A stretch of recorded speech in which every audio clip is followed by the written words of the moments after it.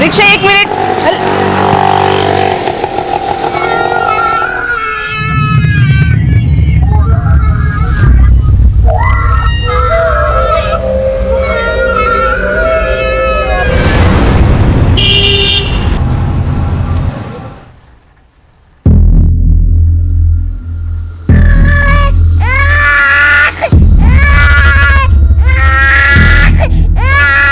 बस बस बस, ये लो बेटा, आप मैगी खाओ। हाँ जी, आ गई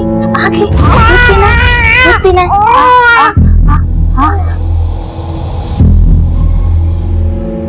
बेटा, आप नूडल्स खा ही नहीं रहे हो, मैं खिला दूं? बस बस बस बस।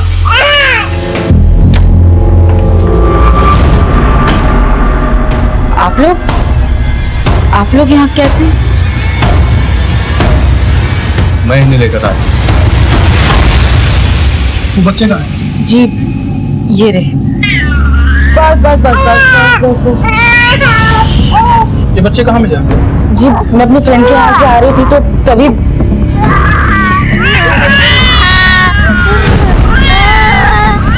सर मैंने बहुत आवाज दी, लेकिन फिर क्या करती, बारिश होने वाली थी, मैं भी भीगती और बच्चे भी भीग जाते, इसीलिए यहाँ ले आई। सोचा पहले कुछ खिला दूं, फिर आपको फोन करने ही वाली थी मैं। आपको खिला दिया ना?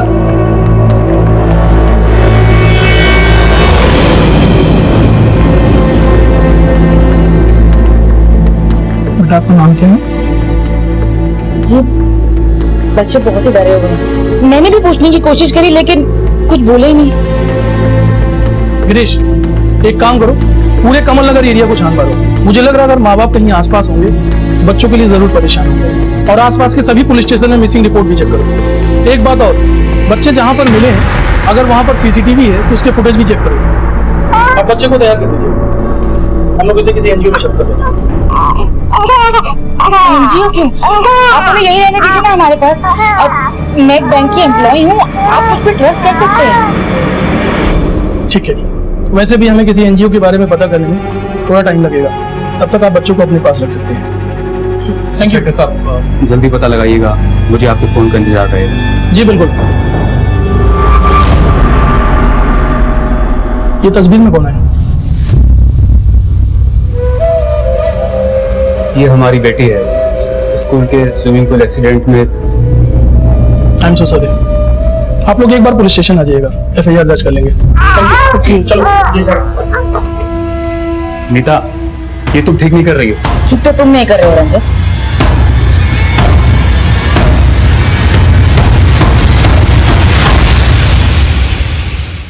इन दोनों फोटो की जेरॉक्स करा के सारे शहर में पूछ लो। एक्सक्यूज मी सर, बच्चों के पेरेंट्स के बारे में कोई इन्फॉर्मेशन नहीं सर, अभी तक कुछ भी पता नहीं चल पाया। बच्चे नीता अवस्थी के घर पर है। हम एनजीओ से भी पता कर रहे हैं, लेकिन उसमें थोड़ा टाइम लगेगा, इसीलिए फिलहाल बच्चों को उनके घर पर ही छोड़ दिया है। बच्चे वहाँ पर काफी कंफर्टेबल है और फैमिली भी काफी भरोसेमंद है सर। ठीक है, सभी पुलिस स्टेशन से अपडेट लेते रहो और स्टेट के सभी पुलिस स्टेशन से कांटेक्ट करो। हो सकता है ये लोग कहीं बाहर से आए, लेकिन इतने छोटे बच्चों को लावारिसों की तरह छोड़कर माँ बाप क्यों चले?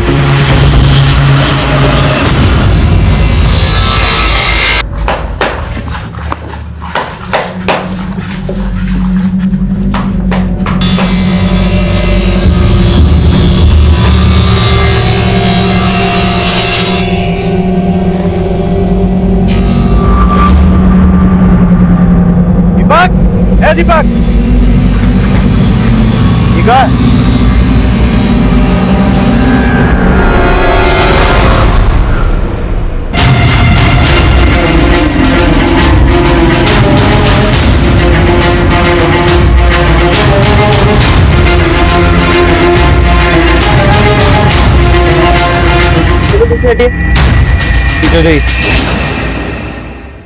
दुकान आपकी है और आपको नहीं पता कि ये बॉक्स कहाँ से है?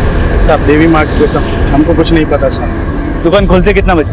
साहब दीपक दुकान खोलता है 9:30 बजे से। जब तुमने दुकान खोला, किसी को बॉक्स रखते हुए देखा? नहीं साहब, हम तो सवेरे आए थे दुकान खोलने के लिए, हमें नहीं पता साहब। आप लोग पीछे हो जाइए प्लीज।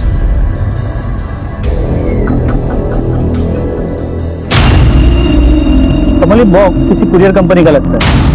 स्टैम्प भी पता करो किस कंपनी। पर ये भी पता करने की कोशिश करो इसका सेंडर और रिसीवर कौन। सर बॉडी के टुकड़े करके फेंके गए, मतलब मुमकिन है कि बाकी के टुकड़े भी यही कहीं फेंके गए हैं, क्योंकि कोई भी किलर अपने साथ बॉडी के पास लेके घूमने का रिस्क नहीं ले। आसपास चेक करो, कुछ मिलता है। सर बॉडी पार्ट्स को देखकर ऐसा लग रहा है कि ये पार्ट्स किसी औरत के हैं। आसपास के पुलिस स्टेशन में चेक करो, किसी औरत की कोई मिसिंग कंप्लेंट है, तो जब तक बॉडी के बाकी पार्ट्स नहीं मिलते इन्हें फोरेंसिक भेज। सर कार्टन में मिले लाश के टुकड़ों से सनसनी फैल गई। पुलिस ने लाश के दूसरे हिस्सों को ढूंढने के लिए तलाश तेज कर दी। साहब मैंने फोन किया था साहब इधर आइए। साहब साहब हम लोग इधर मछली पकड़ने आते हैं, आ जाए तो साहब ये दे।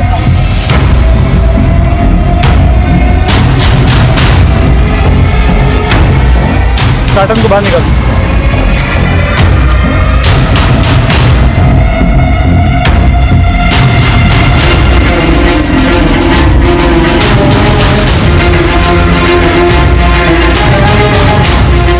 निकालो इसे। लगता है उसी बॉडी का टुकड़ा है जिसके टुकड़े हमें कल उस कारपेंटर के शॉप में मिले। सर लेकिन सिर नहीं मिला। जब तक सिर नहीं मिलता बॉडी पहचानना मुश्किल है। हो सकता है सिर को यहीं पे डिस्पोज करो, आसपास अच्छे से चेक करो और बॉडी को फोरेंसिक के लिए भेजो। सर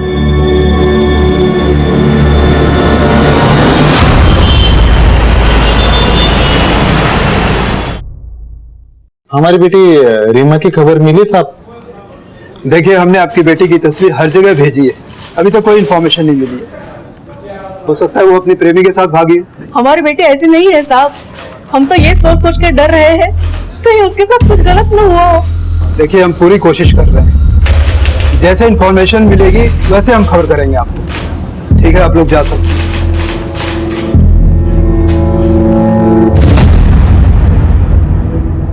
सभी थाने से इस लड़की की अपडेट लेते रहो। सर ये वो कार्टन है जो हमें कारपेंटर शॉप से मिला था और ये हमें तालाब के पास से मिला। इन दोनों बक्सों में एक औरत की बॉडी के कटे हुए हिस्से मिले और ये वो कपड़ों के चित्र है जो उन बॉडी पार्ट्स थे जो मैच करते हैं। तो हो सकता है कि ये बॉडी पार्ट्स किसी एक ही औरत के।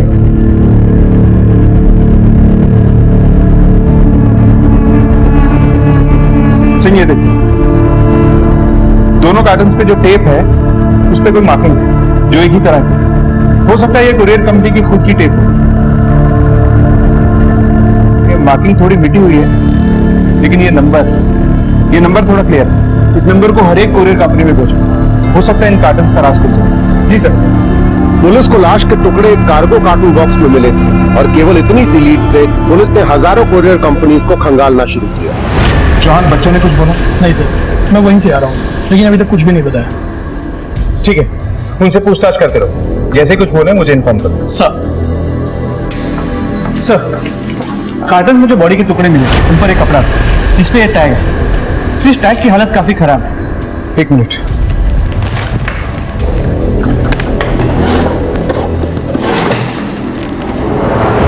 SHEEIA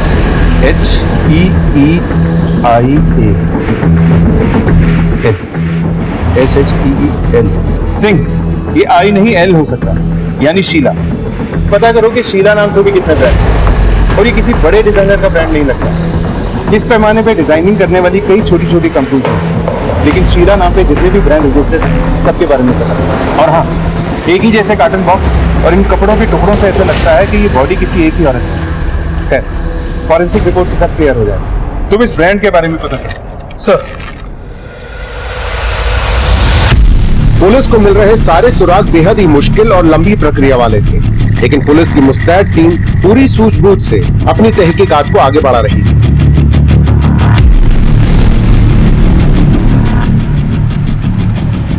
जी हाँ, ये लेबल तो हमारा ही है और ये गारमेंट हम बहुत लोगों को सप्लाई करते हैं। पहले होलसेलर्स, फिर रिटेलर्स और रिटेलर्स में भी शॉपकीपर्स के पास जाते हैं, फिर रोड में बिजनेस करने वालों के पास भी।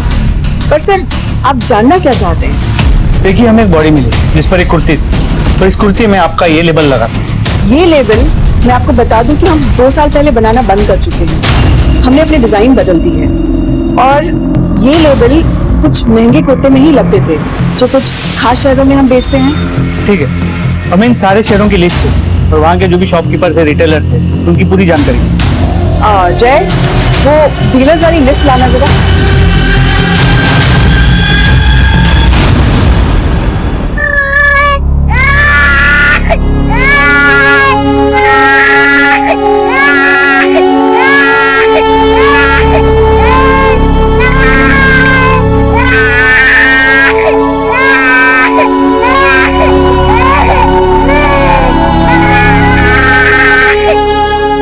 सर, उन दोनों कार्टन्स में जो बॉडी के टुकड़े मिले उनकी फोरेंसिक रिपोर्ट।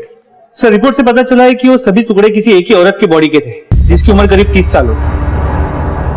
और वो कपड़े के टैग से कुछ पता चला? सर, हमने करीब 55 दुकानें और 350 डीलर्स को शॉर्टलिस्ट किया। यहाँ से शायद उस कुर्ती को खरीदा गया। और उन कार्टन बॉक्स के बारे में कुछ पता? सर, उस कार्टन पे जो लेबल था और जिस टेप से उसे बांधा गया उस पे अरेबिक में लिखा। मतलब ये कुरियर कंपनी इंटरनेशनल कुरियर में भी डील करती है? जी सर। सर, हमने करीब 90 कुरियर कंपनी से बात की और फाइनली एक कंपनी ने बताया कि इस कंसाइनमेंट को उन्होंने हैंडल किया। उनका नाम है लोडेड कुरियर्स। इस कुरियर कंपनी में जाके इन बॉक्सेस के बारे में पता करें। जी सर।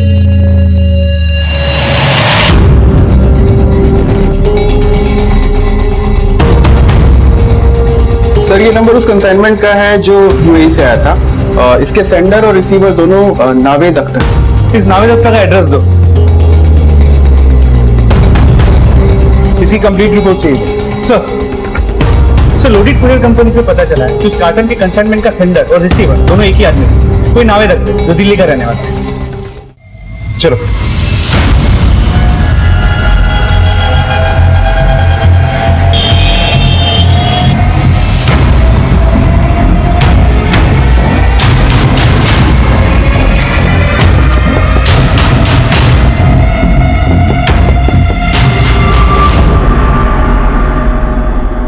जी कहिए सर। इस कार्टन को पहचानते हैं? हाँ सर, इन कार्टन्स में हमारा सामान आया था। कहाँ से? दुबई से। सर, हम लोग दुबई में रहते थे। कुछ ही दिन पहले हम इंडिया वापस आ गए। कितने कार्टन्स नहीं? I think 12। नहीं सर, 12 नहीं, 14 कार्टन। हाँ सर, 14 थे। लेकिन अभी तो तुमने कहा 12 थे। सर, क्या है ना कि याद नहीं रहा। वैसे पैकिंग की सारी जिम्मेदारी इन्होंने संभाल रखी थी। मैं तो अपना बिजनेस रैप अप करने में मशगूल था सर। क्या बिजनेस था तुम्हारा? ट्रेडिंग कमीशन का। इन कार्टन्स का क्या किया आपने? दिखाइए हमें। ये रहे सर। ये तो सिर्फ 8 है, अपने 14 गए। खाली कार्टन्स थे सर, होंगे कहीं यहाँ वहां तो हुए हैं, लेकिन लाश के टुकड़ों के साथ। अब अपने दिमाग पे भरपूर जोर डाल के हमें बताओ कि वो कार्टन्स कहाँ हैं, या फिर लॉकअप में ले जाके याद दिलाने में मदद करें हम तुम्हारी।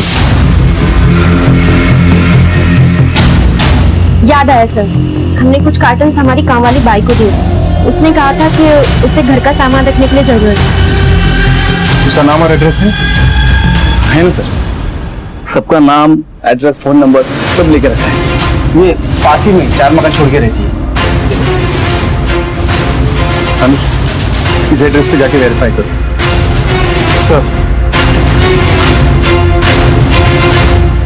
इन सालों से यहाँ रह रहे हैं, अल्लाह के करम से कभी पुलिस नहीं आई घर। पता नहीं मैडम ने क्या कर दिया। साहब, मेरे पास सामान रखने के लिए सूटकेस नहीं था, इसलिए मैं साहब से ये बक्से मांग लिए। ये तो 3 बक्से, बाकी के 3 का? मेम साहब ने तो मुझे ये 3 बक्से ही दिए। तुम्हारी मेम साहब नहीं कहा, सारे बक्से तुम्हारे पास। अल्लाह खैर करे साहब, हमारे पास बस 3 ही बक्से हैं। मेम साहब झूठ बोल रही है। आपके 14 कर्टन्स में से 8 आप ही के थे, 3 आपकी नौकरानी के थे, बचे हुए 3 का है? बोलो। मैं बताता हूँ। 3 कार्टन्स में तुमने बॉडी को ठिकाने लगाया था, जिनमें से 2 हमें मिल चुके हैं। अब बताओ।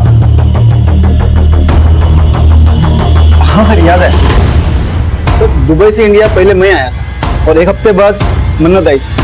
और यहाँ आने के बाद मानेसर में मेरा एक पुराना मकान है सर। उस मकान में कुछ पुराना सामान और ना इस्तेमाल होने वाला सामान उन्हीं कार्टून्स में पैक करके रखा।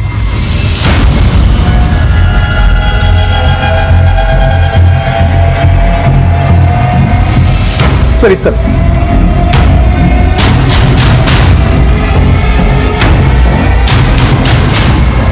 यहाँ तो ताला लगा, चाबी है मेरे पास।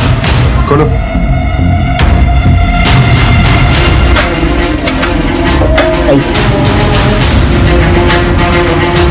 चेक करो पूरा घर।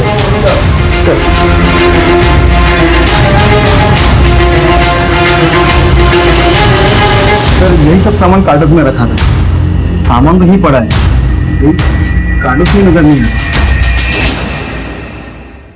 सर, अंदर कुछ नहीं मिला। सर, मैंने घर किराए पे दिया था, लगता है घर छुट्टी चले गए बिना बताए। नंबर है उसका? है ना sir? Majid Khan. Number note करो। सर। अनुज। 2-3 दिनों से देखा नहीं साहब। काफी शरीफ थे, उनके तो बच्चे भी। सर, जिस गैराज में हमारी ससुर जी की गाड़ी काम के लिए जाती है ना, वहाँ एक हिमायत नाम का आदमी है, उसको अक्सर वहाँ आते हुए देखा है। हिमायत कर सर, वो मस्जिद वाली गली में, किसी से भी पूछ लो।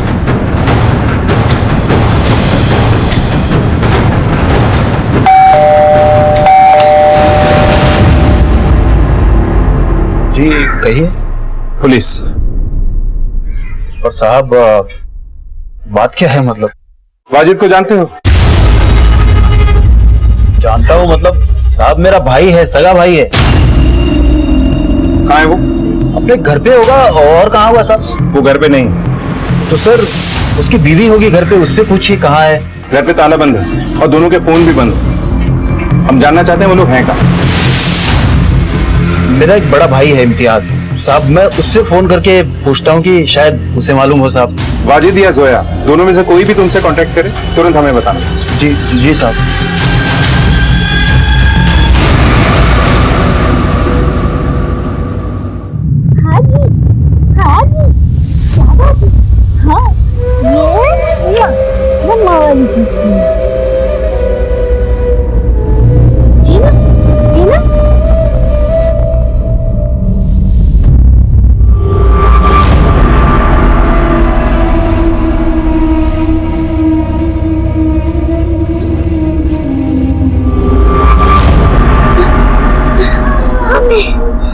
अब्बू के पास जाना।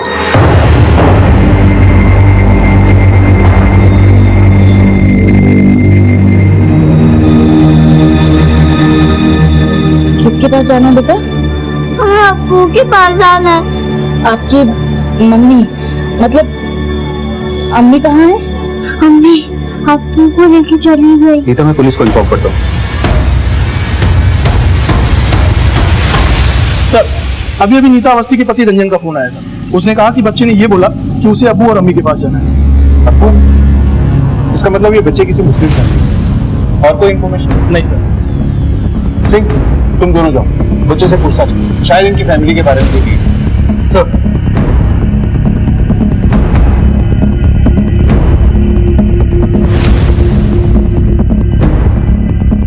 बेटा, तुम्हारे स्कूल का नाम क्या है? मेरे स्कूल का नाम मॉडर्न। मॉडर्न क्या बेटा? मॉडर्न। बेटा, तुम्हारा स्कूल है कहाँ? मॉडर्न। बेटा, तुम्हें वहाँ बस स्टॉप पे छोड़ा किसने था, अब्बू ने या अम्मी? अब्बू ने। तो जब तुम्हें वहाँ अब्बू ने छोड़ा, उन्होंने तुमसे कुछ कहा था? क्या ये कहा था कि वो तुम्हें लेने आएंगे? सब रहने दीजिए ना, वो परेशान हो रहा है। Madam please. बेटा, तुम्हारे अब्बू ने क्या कहा था? उन्होंने कहा था कि परी का ख्याल रखें और कोई लेने के लिए आ जाए तो उसके साथ चले जाना।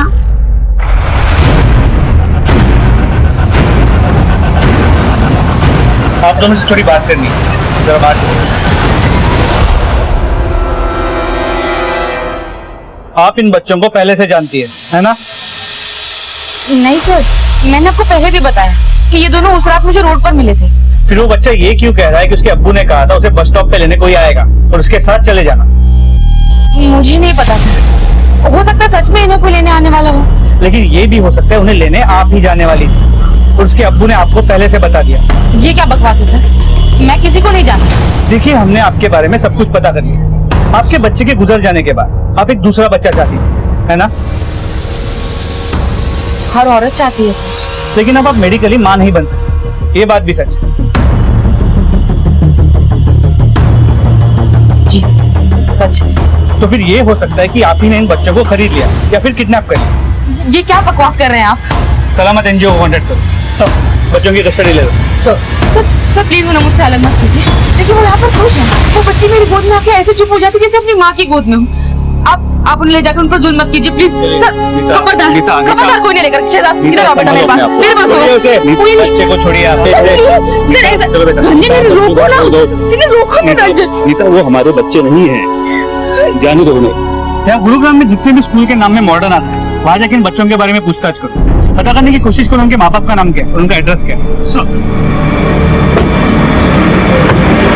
सर कोई लीड नहीं मिला अब तक। इस केस में हम किसी भी नतीजे पे नहीं पहुंच पाते। सिंह, इस केस को सॉल्व करने के लिए हमें वाजिद और जोया की हिस्ट्री को खंगालना होगा। वाजिद के भाइयों को एक बार फिर से बुलो, उनसे दोबारा से पूछताछ करो। सर साहब मेरी फैमिली है, बेगम है, एक बच्चा है। और साहब हम लोग महीने 2 महीने में एक बार ही मिलते हैं। रहते गुरुग्राम में ही है पर घर बहुत दूर दूर है तो आना जाना कम ही होता है। काम कहाँ करता है? फिलहाल तो कोई काम नहीं है साहब उसके पास, बेकार ही था वो। देखिए वाजिद के घर से 3 बक्से गायब हुए, उनमें से 2 में हमें एक औरत की कटी हुई लाश मिली। हम जानना चाहते हैं कि वाजिद और जोया के आपसे रिश्ते कैसे? बहुत अच्छे रिश्ते थे साहब, उन्होंने तो लव मैरिज की थी।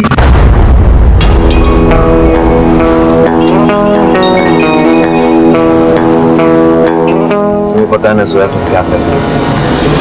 अगर मैंने घर छोड़ा है तो तुमने भी तो अपना घर छोड़ा है। हाँ जोया, लेकिन फिर भी वाजिद अब लेकिन की कोई गुंजाइश नहीं है। तुम्हें पता है ना कि मेरे घर वाले कभी भी हम दोनों को एक्सेप्ट नहीं करेंगे। और मेरे भैया तुम जानते हो ना कितने कट्टर है, उन्हें पता चलेगा ना तो हम दोनों को जान से मार देंगे। मैं तुम्हें बहुत खुशी याद दूंगा। 5 साल पहले हमारे घर आए थे साहब।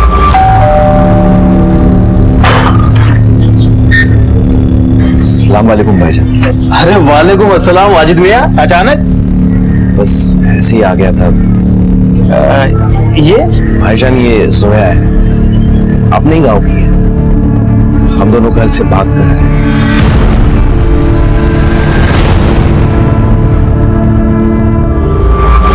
लेकिन एक बात मेरी समझ में, जब वाजिद और जोया दोनों एक दूसरे से प्यार करते थे, दोनों बालिग क्या कमाने की उम्र में थे और दोनों के मजहब भी एक ही, फिर दोनों को भाग के शादी करने की जरूरत क्या? साहब आपकी बात बिल्कुल सही है, लेकिन जोया ने मुझे खुद बताया था कि वो हिंदू धर्म से है। भाभी मुझे आपसे कुछ बात करनी है। हाँ बोलो। भाभी मैं आप लोगों के धर्म की नहीं हूँ। मेरा नाम जोया नहीं स्वर्णा है। भाभी मेरे भैया और पापा इस रिश्ते के लिए कभी नहीं मानते। अगर उन्हें जरा सी भी भनक लगती कि मैं किसी और धर्म के लड़के के साथ प्यार करती हूँ तो वो मुझे जान से मार देते और इन्हें भी। इसलिए हम दोनों भाग कर। अच्छा, जोया के बाप और भाई कभी आप लोगों के घर में आए या उस घर में जहाँ वाजिद और जोया रहते थे? नहीं साहब, यहाँ तो कभी नहीं आए, पर जोया मायके जाने की जिद किया करती थी बार बार। रिश्ते ऐसे थोड़ी टूट जाते हैं साहब। आप लोगों ने आखिरी बार उन दोनों को कब देखा? सब जोया कुछ दिन पहले घर आई थी। भाभी इसमें मैंने बच्चों का सारा सामान रख दिया है, मैं कल बच्चों को ले जाऊंगी अपने साथ। जोया क्या बात है, तुम इतनी उदास क्यों लग रही हो? सब ठीक तो है ना? नहीं भाभी कुछ भी ठीक नहीं है। इनकी नौकरी चली गई है, घर में पैसों की बहुत दिक्कत है। मैंने इन्हें 1000 बार समझाया कि मेरे घर से पैसे मंगवा लेते हैं, लेकिन ये इतने खुददार है कि पैसा मंगवाना ही नहीं चाहते। लेकिन जोया तुम्हारे भाई ने तो तुम्हें माफ नहीं किया है ना? मैं उन्हें मना लूंगी भाभी। खैर मैं इन दोनों को छोड़कर जा रही हूँ। मैंने एक जगह नौकरी के लिए अप्लाई किया है, शाम को इंटरव्यू है। खुदा ने चाहा तो ये नौकरी मिल गई तो सब ठीक हो जाए। साहब अगले दिन आके वो बच्चों को लेके चली गई और उसने ये भी बताया कि उसका इंटरव्यू बहुत अच्छा हुआ है। सर बच्चे ने मॉडर्न नाम की जिस स्कूल की बात करी थी उसका पता चल गया। ये रही उसकी डिटेल्स। बच्चे के बाप का नाम वाजिद खान और माँ का नाम जोया खान है।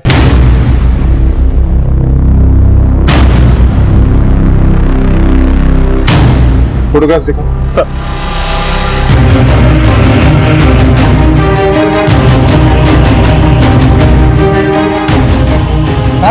ये दोनों वाजिद के बच्चे हैं,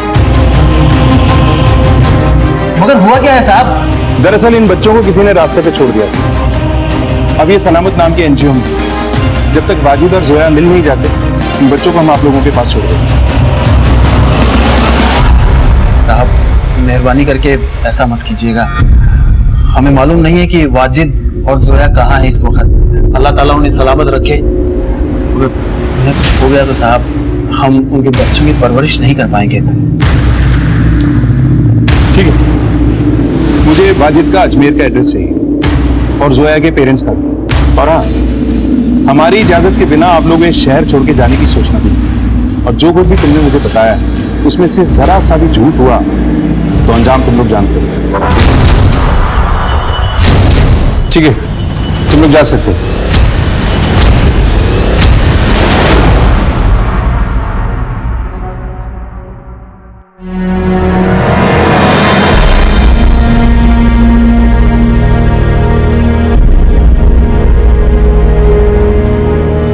शहजाद, मेरा बेटा पायलट बनेगा, पायलट। हाँ, मैं पायलट बनूंगा और उड़ूंगा। अच्छा, कैसे?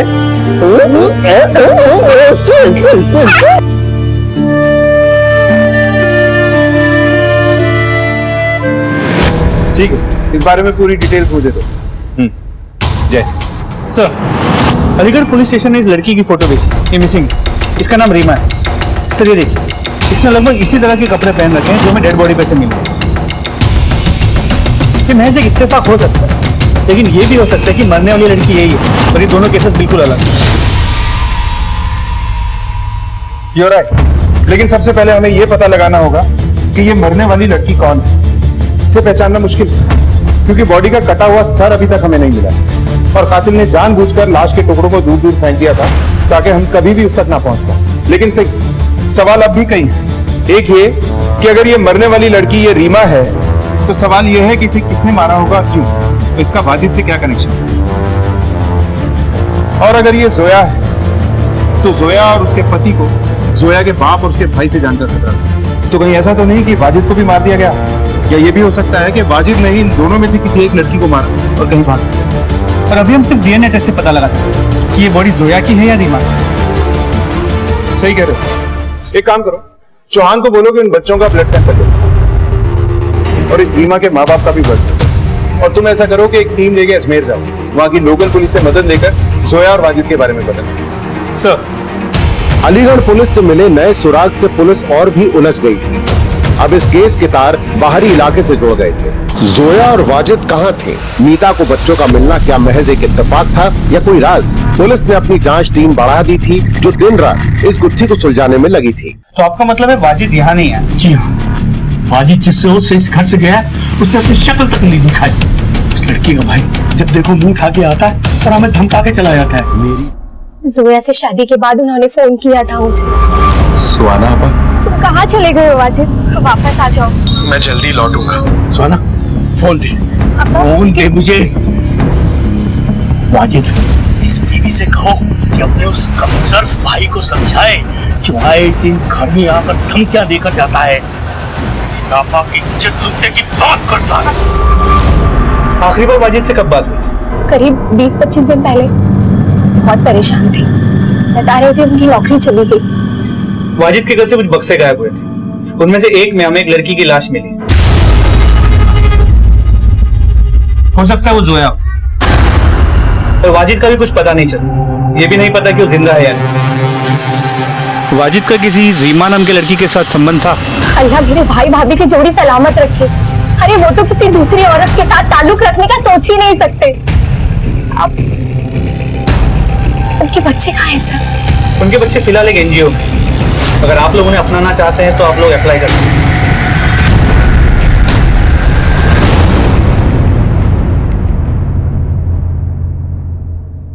देखिए साहब, न तो हम ये जानते हैं कि वो लड़की कहाँ है और न ही हम जानना चाहते हैं।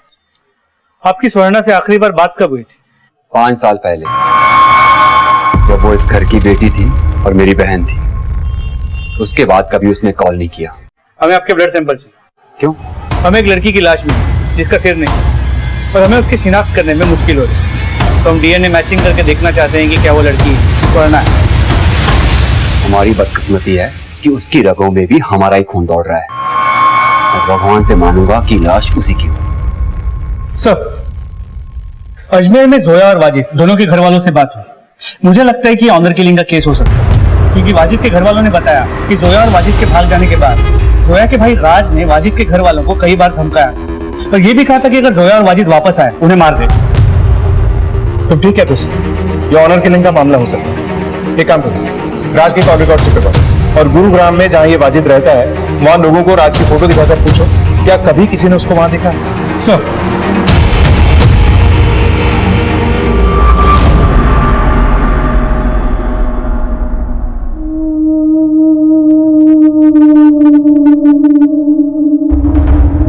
ये कपड़े तो मेरी बेटी के हैं साहब। आप लोगों को पूरा यकीन है कि ये कपड़े आपकी बेटी की? मुझे आज भी वो दिन याद है जिस दिन वो ये कुर्ती खरीद कर लाई थी। बहुत अच्छी है, तुझमें बहुत खिलेगी। देखिए, हमें एक लड़की की कटी हुई लाश मिली। ये कपड़े उसी लाश पर से इस बात को कंफर्म करने के लिए हमें आप लोगों का ब्लड सैंपल चाहिए। डीएनए मैच होगा तो ये बात कंफर्म होगी कि वो लाश आपकी बेटी रीमा की है। सर, आपने सही कहा। जोया के भाई राज की मोबाइल की लोकेशन 27 अगस्त और उसके 1-2 दिन बाद यहाँ गुरुग्राम में वाजिद के घर के आसपास की रही है। सर, ये देखिए। इस राज को उठाओ और सख्ती से पूछताछ करो। सर,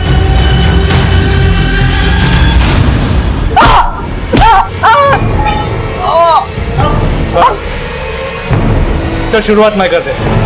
तू गुरुग्राम गया था 27 तारीख को, तूने ट्रेन की टिकट भी ली। अब आगे की कहानी बोल। मैं स्वर्णा और उसके आशिक दोनों को मारना चाहता था। एक दोस्त ने मुझे उनका पता बता दिया था। उस दिन मैं उनके घर चला भी गया था, लेकिन वहां ताला लगा था। उसके बाद मैं रोज उनके घर जाता था, लेकिन घर लॉक रहता था। राज, ये तो सिर्फ तेरी आधी कहानी है। तेरी आगे की कहानी मैं बताता हूँ।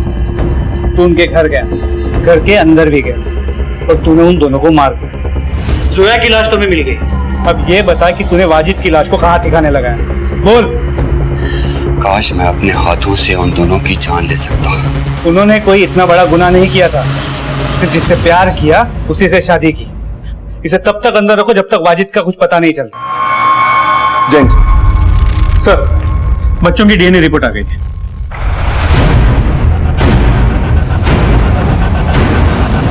सिंह, मुझे 27 अगस्त की इन तीनों की पूरी डिटेल चाहिए।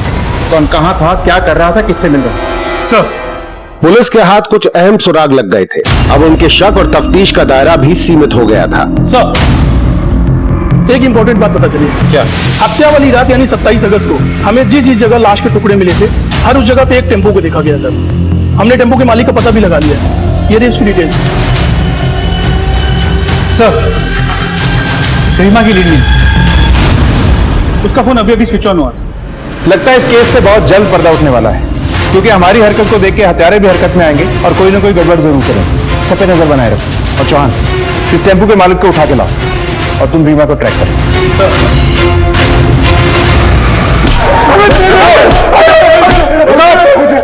खड़े हो। अगर तुम लोगों को ये लग रहा है कि तुम्हें मारते मारते हम लोग थक जाएंगे तो गलत फहमी है तुम्हारी। शिफ्ट बदल बदल के मारेंगे तुम लोगों को। बताता हूँ साहब, उस रात हिमायत मेरे घर आया। ये बहुत घबराया होता था। सब खैरियत तो है ना? खैरियत तो नहीं भाईजान, हमें वाजिद के घर अभी निकलना होगा। ऐसी क्या जरूरत पड़ गई जो इतनी रात को तुम दोनों अपने उस भाई वाजिद के घर गए? उसकी एग्जैक्ट लोकेशन मुझे मैसेज करो। फोन सिर्फ 15 सेकंड के लिए ऑन हुआ था। एरिया बता सकता हूँ, एग्जैक्ट लोकेशन बताना मुश्किल है। तो इस एरिया में उसे ढूंढेंगे कहाँ? गाड़ी साइड में लगा दो। रीमा की फोटो लेके इस एरिया में अच्छे से पूछताछ करो। फिर क्या हुआ? मैं और हिमायत वाजिद के घर पहुंचे।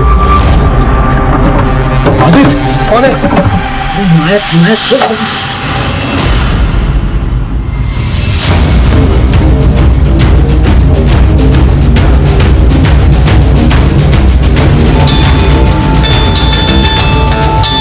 हाँ बोलो। सर, इसने अभी फोन ऑन किया है। इसके पहले कि उसका फोन स्विच ऑफ हो जाए उसका लोकेशन ट्रेस करो। इमीडिएटली भेजो मुझे।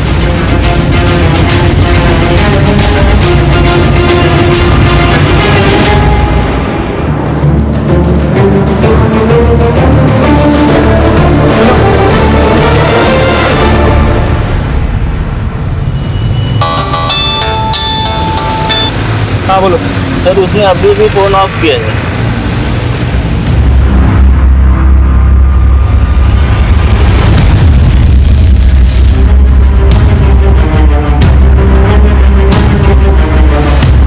ये क्या किया?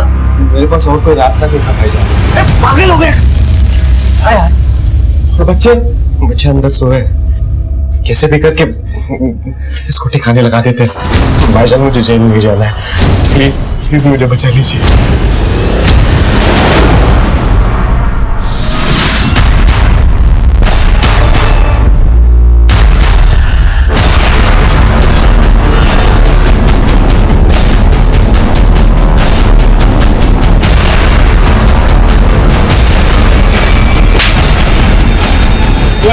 लड़की का है।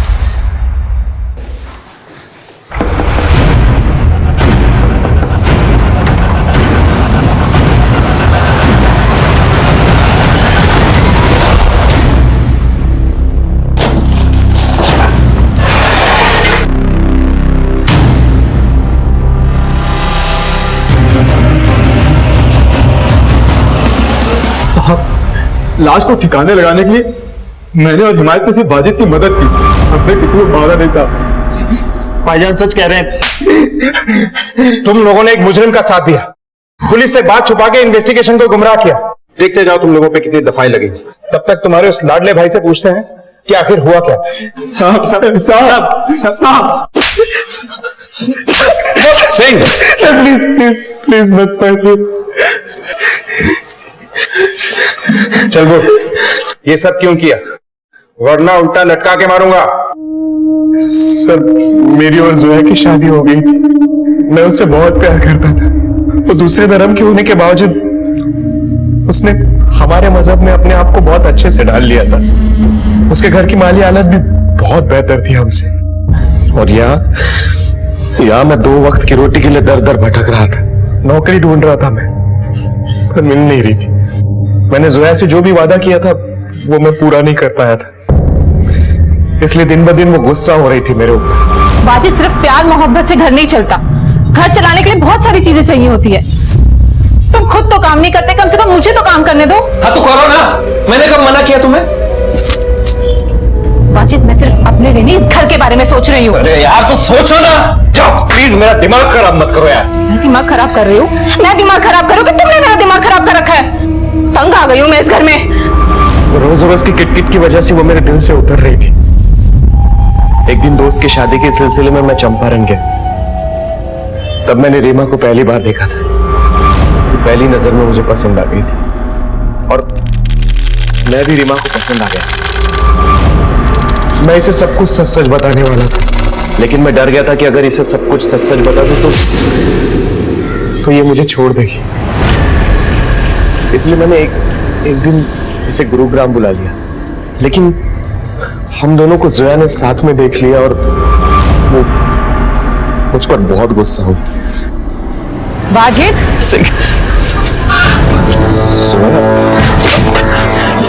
तो ये वजह थी तुम्हें काम ना मिलने की? नहीं नहीं जोया, मेरी बात सुनो। मेरा नहीं तो कम से कम अपने दोनों बच्चों को तो ख्याल किया होता। अच्छा नहीं किया तुमने। जोया मेरी बात सुनो। तुम जोया देखो, रीमा देखो, ऐसा कुछ नहीं है। उसके बाद रीमा भी मुझसे दूर जाने लगी। रीमा प्लीज मेरी बात तो सुनो। रीमा मुझे समझाने का मौका तो दो। प्लीज प्लीज मुझे ऐसे छोड़कर मत जाओ। मेरे लिए तो तुम्हारे पास कोई जगह ही नहीं है। रीमा, मैं तुम्हारे लिए अपने दिल में भी जगह रखूंगा और अपने घर में भी। ठीक है, तो पहले अपनी बीवी से छुटकारा पाओ और अपने बच्चों से नहीं जाओ। कर पाओगे? मैंने कहा कर पाओगे? लेकिन जैसे तैसे मैंने रीमा को मना लिया। मैंने जोया से कहा था कि अगर तुम घर से जाना चाहती हो तो जा सकती हो, लेकिन अभी बच्चों को भी साथ में लेके जाना पड़ेगा। तुम जैसे घटिया के साथ रहना ही नहीं है मुझे। तुम्हें मेरे साथ नहीं रहना है ना? जाओ अभी के अभी यहाँ से जाओ और अपने बच्चों को भी साथ में लेके जाओ। वो सिर्फ मेरे बच्चे तुम्हारे कुछ नहीं लगते। एक दूसरी औरत के लिए तुम मुझे घर से निकाल रहे हो। हाँ, मैं जाऊंगी, लेकिन पुलिस स्टेशन जाऊंगी, तुम्हारे माँ बाप के घर जाऊंगी, अपने घर जाऊंगी। सर, मैं उसे मारना नहीं चाहता था। लेकिन मेरे पास कोई दूसरा रास्ता भी नहीं। लाश को ठिकाने लगाने के लिए मैंने हिमायत भाई और इम्तियाज भाई को बुला लिया। हेलो हिमायत भाई, आप जल्दी घर आ जाइए। वो जोया सर, मैं उसे मारना नहीं चाहता था।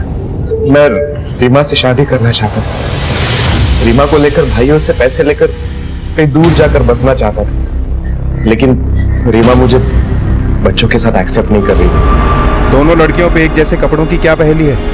एक्चुअली मैंने एक जैसे 2 ड्रेस लिए थे और वो दोनों को गिफ्ट किए थे। शरीर के बाकी हिस्से तो हमें मिल गए, सर नहीं मिले। कहाँ फेंका था उसे? गुरुग्राम के आगे खाई है, उसी के नाले में डाल दी।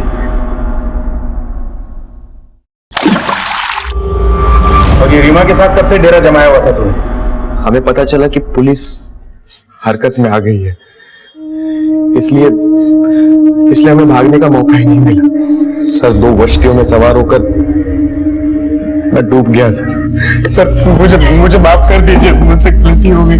2 कश्तियों की सवारी तूने अपनी मर्जी से की, अपनी सुकून भरी जिंदगी को बर्बाद भी तूने खुद किया। अपनी पत्नी का खून किया, अपने बच्चों को दूसरे के हवाले कर दिया और चला था किसी और से प्यार जताने। एक शादीशुदा और 2 बच्चों के बाप होकर और रीमा से रिश्ता जोड़कर सिर्फ अपनी ही नहीं, तुमने कई जिंदगियां बर्बाद कर दी। अब सड़ते रहना सारी जिंदगी जेल। जो बांधने से बंधे और तोड़ने से टूट जाए उसका नाम है बंधन, और जो अपने आप बन जाए और जीवन भर ना टूटे उसका नाम है संबंध। और संबंधों में एक दूसरे के प्रति विश्वास और सम्मान है इसकी मजबूती। जहां सगे बाप ने अपने बच्चों से रिश्ते का बंधन तोड़ लिया, वहीं नीता ने उन बच्चों से हमेशा के लिए संबंध जोड़े रखने के लिए उनकी लीगल कस्टडी के लिए एप्लीकेशन दायर कर दी है, जो अदालत में जेर गौर है। याद रखिए, रिश्ते महज जोड़े नहीं जाते, निभाए जाते हैं। देखते हैं हमारे आज के एपिसोड की दूसरी कहानी।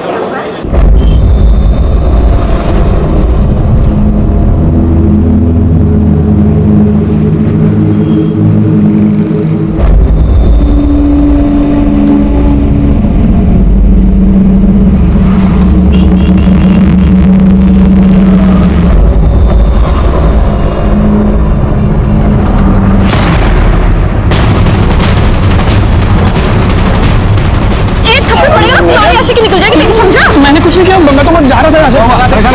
नहीं, अरे दोस्त नहीं दोस्त, अरे मेरी बात मैंने नहीं किया।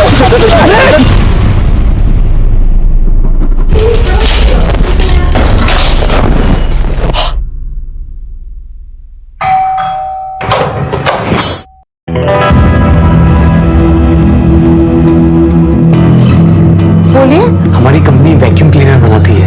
नहीं चाहिए। मैम प्लीज बात तो सुन लीजिए मैम। देखिए एक डेमो ले लीजिए आप, अगर आपको डेमो पसंद ना आए तो फ्री में घर की सफाई हो जाएगी। ठीक है, आइए। देखिए मैम, इसको यूज करना बहुत इजी है और बहुत स्मूथ है, कोनों में अच्छी सफाई करता है। मैम आप भी ट्राई कीजिए ना। मैं? हाँ आइए आइए। अच्छा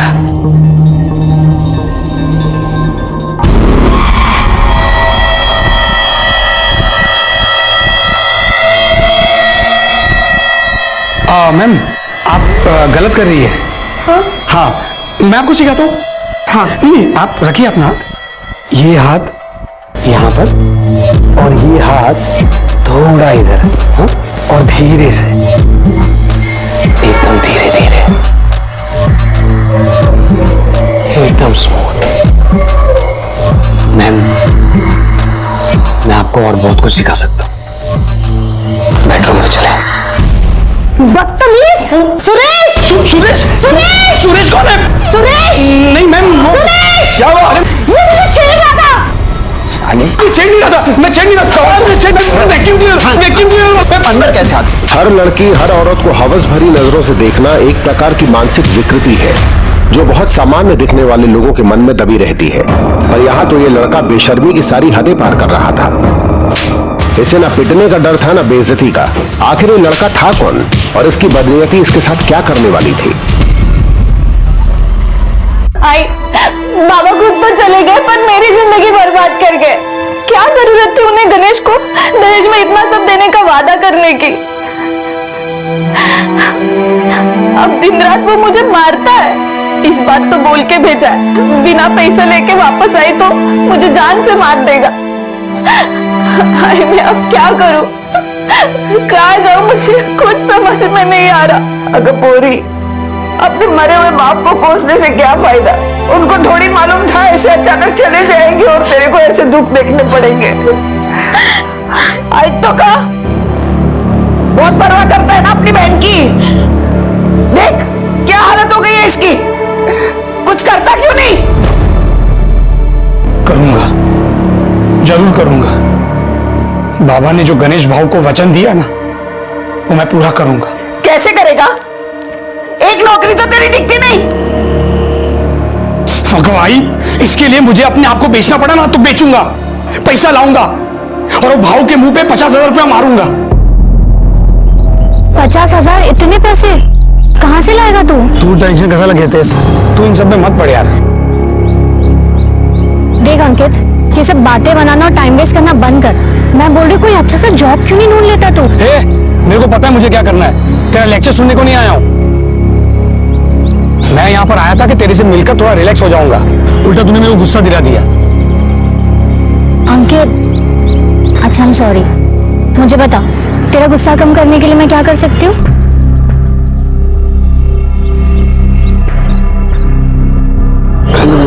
अंकित प्लीज प्लीज प्लीज प्लीज एक बार। अंकित प्लीज ना यार, 24 घंटे तेरे दिमाग में बस यही सब चलता रहता ना? नहीं तो इसके अलावा कुछ सोचता ही नहीं है? हाँ, जैसे 24 घंटे तेरे दिमाग में इसके अलावा सब कुछ चलता है, वैसे मेरे दिमाग में सिर्फ यही चलता है, समझी? देख शादी से पहले ये सब कुछ नहीं हो सकता, और मैं बोल रही कोई अच्छा सा जॉब ढूंढ ले, वरना मेरी मॉम है ना मेरी शादी किसी और के साथ करवा देगी, फिर तू देखते रहना मेरे सपने। अरे पूरे जाते रोज की कटकट।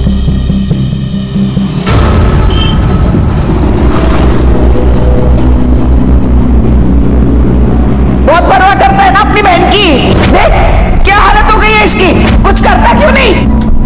जल्दी से कोई काम ढूंढ ले, वरना मेरी मॉम है ना मेरी शादी किसी और के साथ करवा देगी, फिर तू देखते रहना हमारे सपने।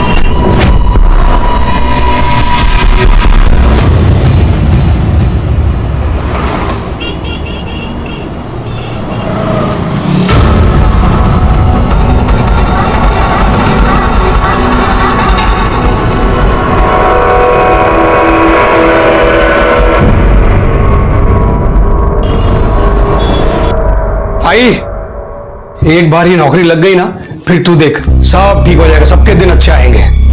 ठीक है पकड़, पगार बहुत अच्छी है। इसके बाद रेखा ताई की आंखों में आंसू नहीं आने दूंगा। सबसे पहले तो वो गणेश भाव के पास जाऊंगा, 50,000 रुपया दूंगा, उसको बोलूंगा रेखा ताई को लेकर जा, उसको परेशान मत करना, उसको मारना मत, है ना? देव बाबा सब ठीक करेगा। तू बस मेरे को अभी आशीर्वाद दे दे, लेट हो रहा है मेरे को। अरे हे काय आता? अरे गोड खा, दही साखर आहे, सर्व काम चाललं होणार। ओके चल मैं जल्दी चल चल चल चल।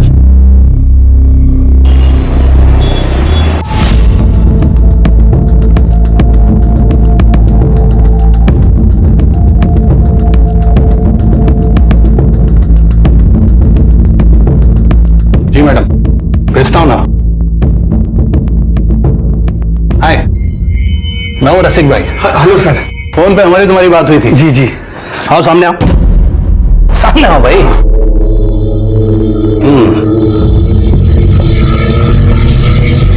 गुड, घूम के दिखाओ। जी अरे घूम के दिखाओ भाई, घूम जाओ घूम जाओ घूम जाओ।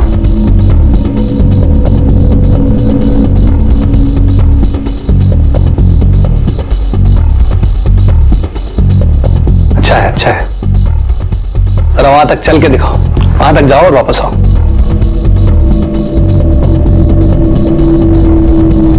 हाँ ठीक है ठीक है, आ जाओ वापस।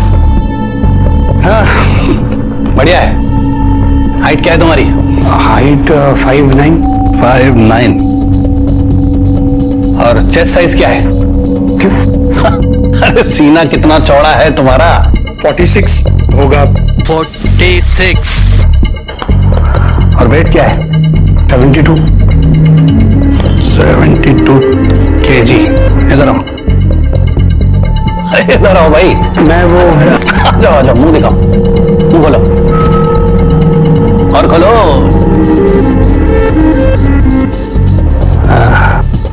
अच्छा है, काम के आदमी हो।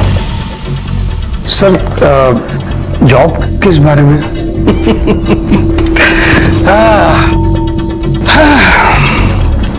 अंकित, हम निराश औरतों को खुश करने की सर्विस प्रोवाइड करते हैं। मुझे एक बात बताओ, औरतों और सेक्स के बारे में क्या ख्याल है तुम्हारा?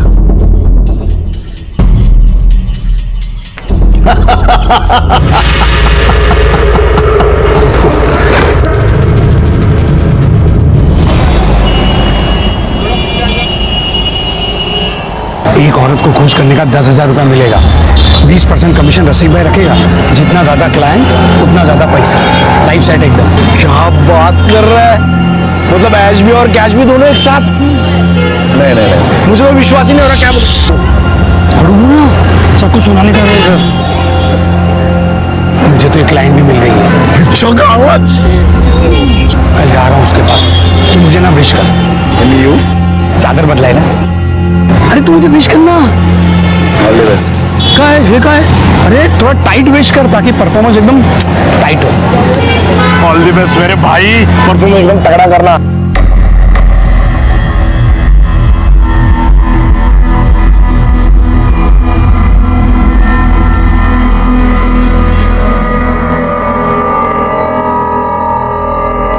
चलो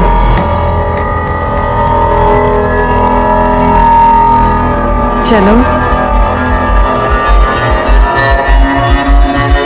पहले पैसा फिर काम, समझा? मैम वो रसीम भाई ने बोला था कि पहले पेमेंट, मतलब रूल है तो उसको फॉलो करना पड़ेगा। ला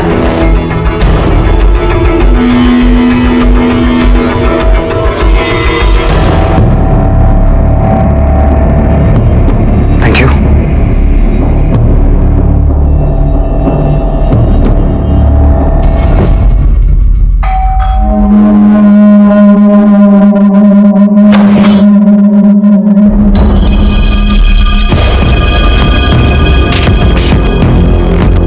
अंदर आओ, अंदर आओ।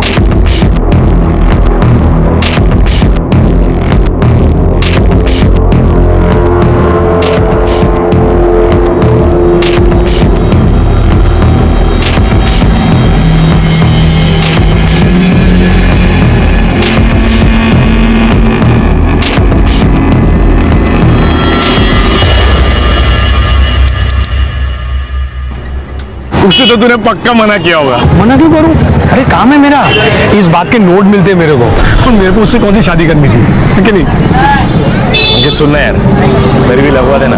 रसिक भाई से बात करना प्लीज प्लीज, मेरे लिए बात करना। तेरे लिए बात करो? हाँ, क्या प्रॉब्लम है? अरे थोपड़ा वक्त तुझा। अरे मतलब तेरा थोपड़ा देखना यार। देख इस लाइन में, स्पेशली इस लाइन में जो दिखता है ना वही दिखता है, कुछ भी। तू रसिक भाई से बात करना, बाकी का मैं देखता हूँ। अरे तू पागल हो गया क्या? अरे तू एक काम करना, कोई अच्छा सा जॉब ले ले, मतलब क्लर्क का या फिर डिलीवरी बॉय बन जा कहीं पे। ये तेरे बस का काम नहीं है यार, समझा? एक मिनट, आइए। हाँ आई बोल। हाँ नहीं, घर पे आ रहा हूँ मैं। पहले एक जगह से पेमेंट लेनी है। क्या कब आएगा ये? कितनी देर बैठूं? और क्या है, अभी आ रहा है तू? 1 घंटे से तेरा इंतजार कर रहा हूं, तू मस्त घूम घाम के आ रहा है। तुम्हारी काम से क्या था भाव? ये पकड़ो 25,000 रुपया। 25,000 बाद में देता हूँ। इतना पैसा लाया कहां से तू? नया जॉब लगा है, वहीं से एडवांस उठाया है। कैसा जॉब? तुमको क्या करने का? तुम पैसा गिनो ना, मेहनत और खून पसीने की कमाई है। चाय देना तुम्हें? बहुत पीली चाय है। अभी तो चलता हूँ, बाद में आता हूँ रेखा को ले जाने के लिए।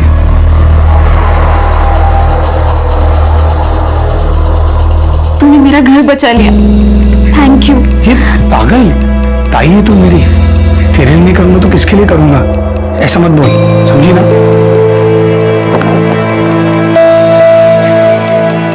ये तेरे लिए आई, ये तुझ्यासाठी। कितनी प्यारी है ना?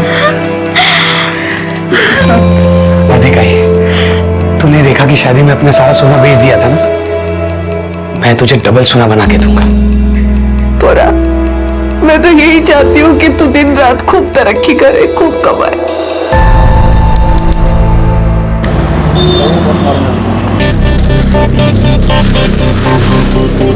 वाह अंकित, ये मेरे लिए है। ऑफ कोर्स तेरे लिए है, लेडीज परफ्यूम है इसका, मैं क्या करूंगा।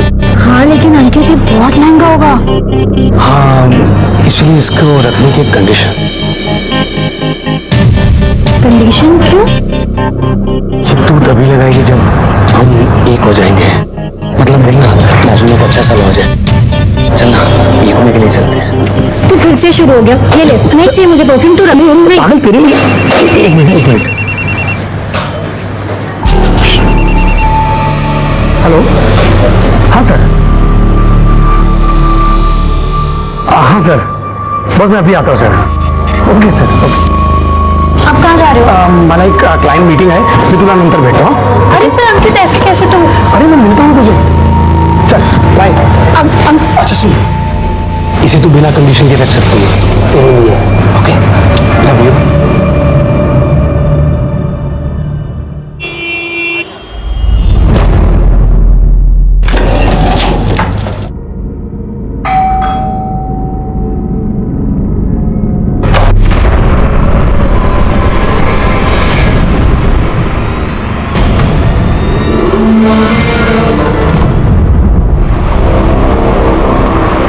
हो सकता है अपने दोस्तों के साथ कहीं घूमने चला गया हो।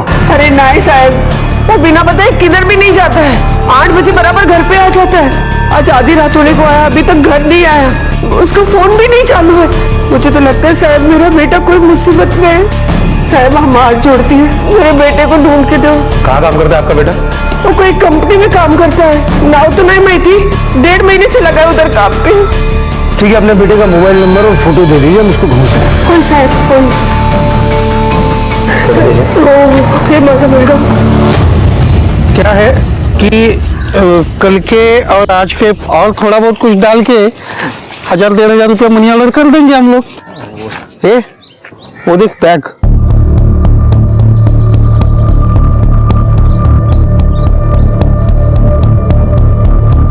चल देखते हैं उसमें क्या है।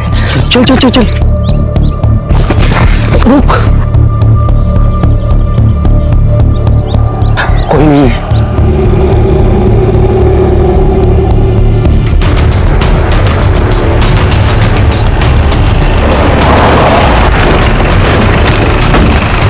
चला बाजूला, चला मागे।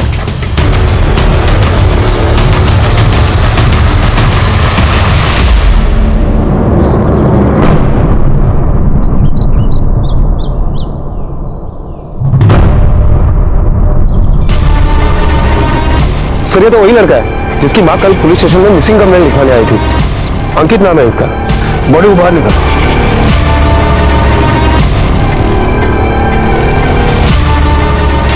सर बॉडी पर चोट के काफी निशान है। लगता है मरने से पहले इसे काफी बार पीटा गया है। मौत की वजह तो पोस्टमार्टम के बाद ही पता चलेगी। उठे, जरा बगा आसपास का मिलता था। Okay sir. बॉडी को सबसे पहले किसने देखा था? मैंने। हम लोग काम पर जाने के लिए रोज इधर से ही गुजरते हैं। आज जब हम यहाँ आए तो देखा यहाँ एक सूटकेस पड़ा है। हमने जब देखा तो एक लाश। रोज का रास्ता तुम्हारा? हाँ, लेकिन कल तो कुछ भी नहीं था यहाँ पे। सर बॉडी मेरे पर्स मिला है जिसमें कुछ पैसे है। मतलब लूट के लिए नहीं मारा गया इसको? हाँ सर। सर आसपास में कुछ नहीं मिला। खैर बॉडी को पोस्टमार्टम के लिए भेज दो और उसकी फैमिली को इन्फॉर्म कर दो। Okay sir.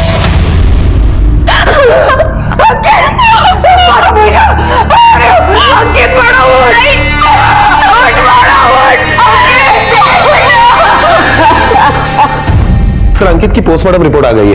पोस्टमार्टम रिपोर्ट के मुताबिक बॉडी में इंटरनल ब्लीडिंग की वजह से अंकित की मौत हुई है। सर उसे 3rd डिग्री तक टॉर्चर किया गया था।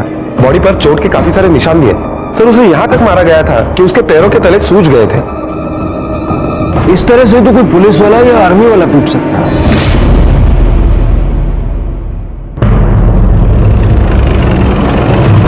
उसने हमें बताया नहीं कि वो कहाँ काम करता था, लेकिन हाँ उसकी पगार अच्छी थी। कुछ दिनों से बहुत खुश था, सबको बहुत खुश रखता था। कितनी चिंता थी उसको मेरी और आई की। बोलता था हमें फिर कभी दुखी नहीं होने देगा। और सबको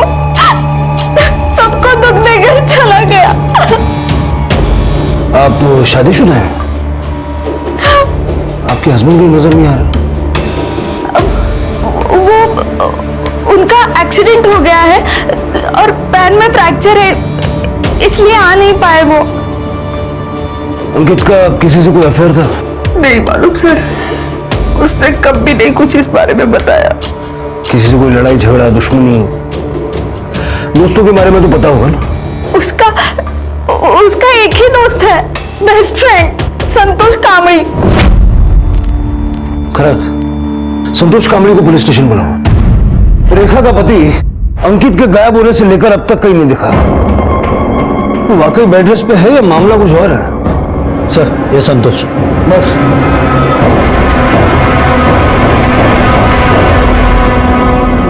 सर मला तर विश्वासच बसत नाहीये कि अंकित अब मर चुका है। मेरा बहुत अच्छा दोस्त था सर वो, हम दोनों। अंकित काम क्या करता था?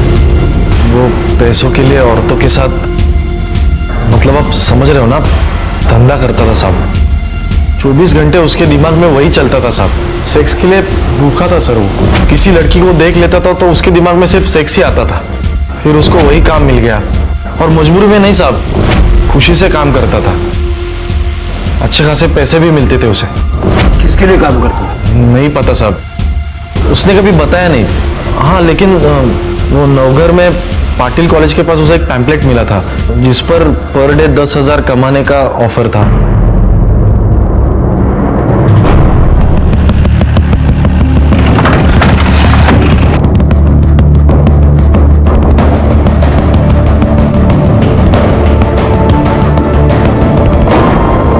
सर, ये देखिए, शायद ये हो सकता है।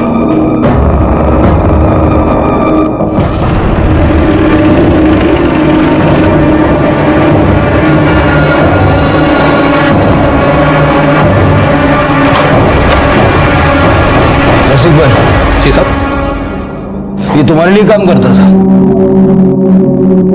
नहीं सर, कौन है ये? सर, 1.5 महीना पहले वो काम पे आया था मेरे पास। काम में बहुत सही था सर वो, बहुत पैसा बनाया सर उसने। जिस दिन उसका मर्डर हुआ दोपहर को वो यहाँ आया था। कोई बुकिंग थी उसकी? नहीं साहब, उस दिन तो वो ऐसे ही मिलने के लिए आया था। जिन जिन औरतों के पास तुमने उसको भेजा था सबकी लिस्ट चाहिए मुझे। लिस्ट?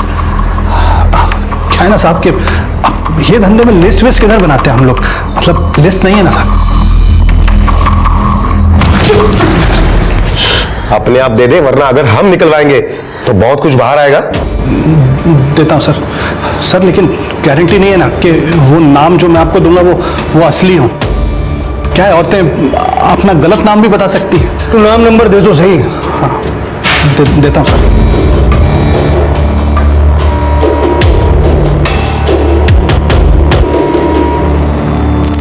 प्रोस्टिट्यूशन के चार्ज में अरेस्ट करो इसे। खराब सर, साहब, सर।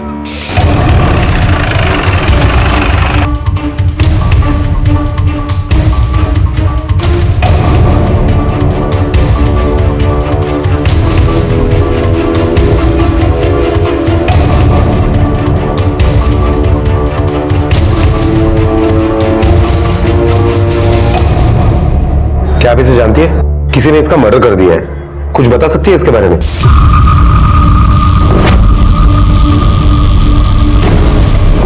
कौन है? वॉचमैन है, वॉचमैन। सर मैं इसके बारे में कुछ नहीं जानती। सर प्लीज आप जाइए यहाँ से।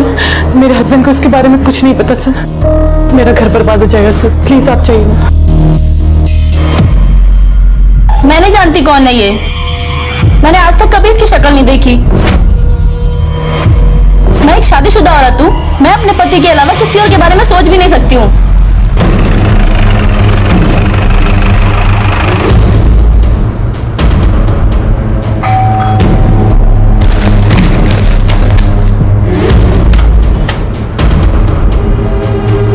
नैना देशमुख?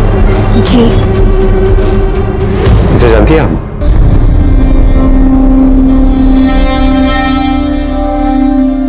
आप अंदर आइए। जी बैठिए।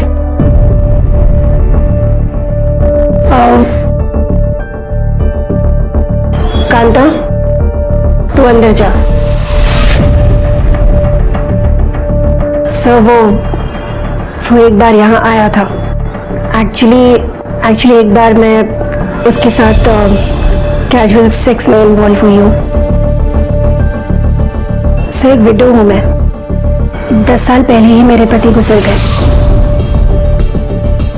तो एक औरत की अपनी फिजिकल नीड होती है, मेरी अपनी कुछ जरूरतें हैं। इसके बारे में और कुछ जानती है आप? यही कि एक पेड सेक्स वर्कर है और एक बार यहाँ आया था। कब आया था? अब ऐसे एग्जैक्ट डेट तो मुझे नहीं पता, पर हाँ 1 महीने पहले आया होगा। काम से आया था, ज्यादा बात नहीं हुई, फिर वो चला गया। उसके बाद वो आपसे कभी नहीं मिला?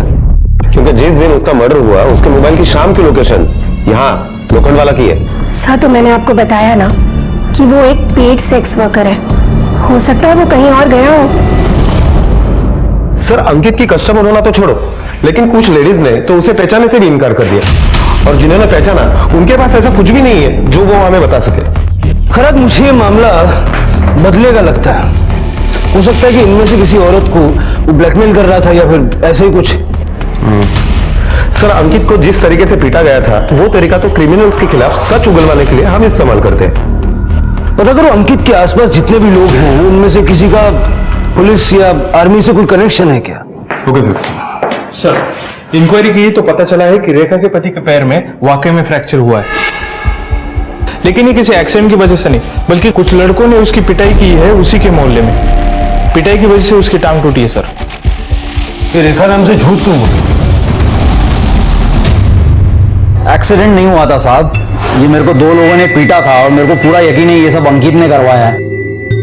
ये तो यकीन से कैसे कह सकते हो? क्योंकि मुझे पीटने के बाद वो लोग आपस में बात कर रहे थे कि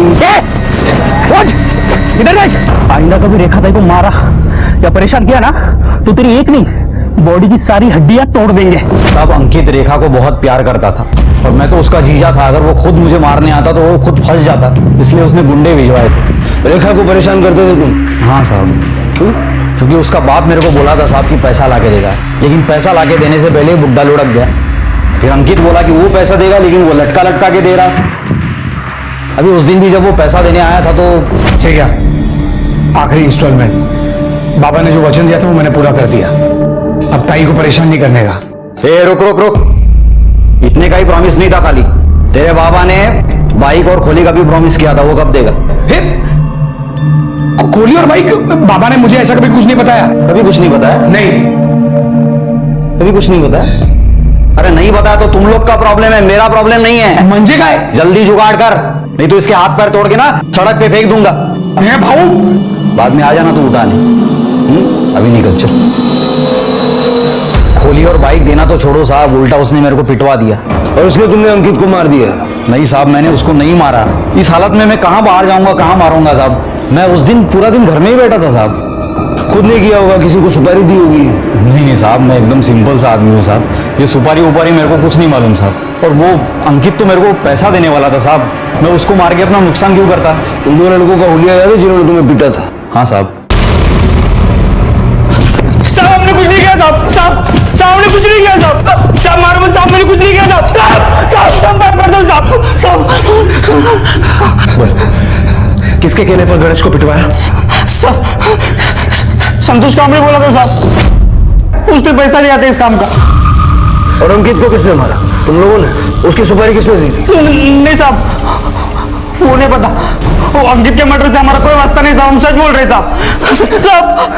सर रशीद भाई कुछ बताना चाहते हैं। इंट्रोगेशन में बैठाओ। Okay sir. कुछ भी बोला ना, कुछ भी झूठ निकला, खैर नहीं तुम्हारी। बोल। सर एक बात याद आई तो सोचा आपको बता दूं। अंकित उसका दोस्त है साहब, संतोष, वो आया था साहब मेरे पास काम मांगने के लिए। मैं उसको बोला कि कुछ दिन बाद बोलता हूँ। बाद में साहब मैंने ये बात अंकित को बताई तो अंकित बोला कि रसिक भाई अगर आप संतोष को काम दोगे तो मैं जॉब छोड़ दूंगा। बाद में कुछ दिन के बाद संतोष आया था साहब मेरे पास। रसिक भाई मैं कब से ज्वाइन कर सकता हूँ? सॉरी यार, मैं तुम्हें हायर नहीं कर सकता। मैं अच्छी परफॉर्मेंस दूंगा अंकित से। मैं तुम्हारी वजह से अब अंकित को नहीं जाने दे सकता। अंकित सबसे ज्यादा बिजनेस लाता है मेरे लिए, समझे? मतलब अंकित ने मना किया है मुझे हायर करने के लिए? उसकी तो मैं छोड़ूंगा नहीं उसको। खराज संतोष को उठाओ। सर, अंकित के कॉल रिकॉर्ड्स। एक लड़की से कुछ दिन पहले तक उसकी काफी बात हुआ करती थी। स्वाति नाम की लड़की है सर। कौन है ये स्वाति? कहाँ रहती है? सर, उसका फोन नंबर उसके ऑफिस एड्रेस पे रजिस्टर है। उसके आस पड़ोस वालों से और उसके साथ जो लड़के हैं उनसे भी हमने पूछताछ की। उन्होंने अंकित और स्वाति के बीच में प्यार की बात को कंफर्म किया है सर। मतलब ये लव स्टोरी का एंगल भी हो सकता है जो अंकित की मौत का कारण बना।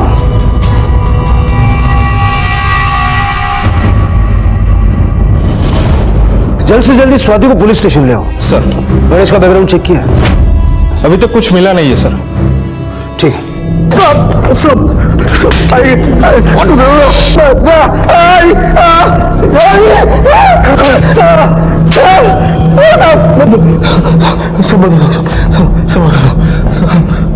मैंने अंकित को नहीं मारा साहब, मेरा बहुत अच्छा दोस्त था वो। मैंने नहीं मारा साहब उसको। मैं भी पैसा कमाना चाहता था साहब। मैंने अंकित को बोला रसिक भाई से मिलवा, तो उसने साफ मना कर दिया। तो मैं चुपके चुपके रसिक भाई के घर गया, उसके पीछे पीछे। रसिक भाई को पूछा तो उन्होंने बोला कि अंकित ने मना कर दिया मुझे हायर करने के लिए। तो मुझे गुस्सा आया था साहब। झगड़ा हुआ था हमारा, लेकिन वो बात उधर खत्म हो गई थी साहब। बात तो खत्म हो ही जाएगी क्योंकि तुमने अंकित को ही खत्म कर दिया। अगर तू किराए के गुंडों से गणेश को पिटवा सकता है तो एक्सपर्ट हायर करके अंकित को मरवा भी सकता है। नहीं साहब, वो अंकित ने बोला था गणेश को पिटवाने के लिए। और रेखा ताई को बहुत पीटता था गणेश, बहुत मारता था। और अंकित ही नहीं चाहता था कि उसका नाम सामने आए। बहुत अच्छा दोस्त था ना तू अंकित का। वो भी जानता होगा कि उसकी गर्लफ्रेंड थी। हाँ, स्वाति। लेकिन उन दोनों का ब्रेकअप हो गया था साहब। क्यों साहब? उसके घर वालों को अंकित पसंद नहीं था। वो अमीर लड़की, ये चौल का लड़का। उन लोगों ने उसको एक बार पिटवाया था साहब। बहुत बुरी तरह मारा था साहब, बहुत बुरी तरह। सर, स्वाति आई है। अंकित अच्छा लड़का था सर। अगर अच्छा लड़का था तो ब्रेकअप क्यों हुआ? किसने किया ब्रेकअप, तुमने या उसने? सर, वो मेरी मॉम को हमारे बारे में पता चल गया था। वो अंकित को बिल्कुल पसंद नहीं करते थे। उन्हें लगता था कि वो निकम्मा और आवारा किस्म का लड़का है। एक दिन जब मैं और अंकित साथ में थे, मॉम ने हम दोनों को देख लिया था। उसके बाद अंकित को वार्निंग दी कि वो मुझसे दूर रहे वरना उसके लिए अच्छा नहीं होगा। और उस दिन के बाद हम कभी नहीं मिले सर। स्वाति, तुम्हारी माँ ने उसे वार्निंग दी, उसके बावजूद भी तुमसे मिलता था। और इस बात के लिए उसको किसी ने बुरी तरह से पीटा था।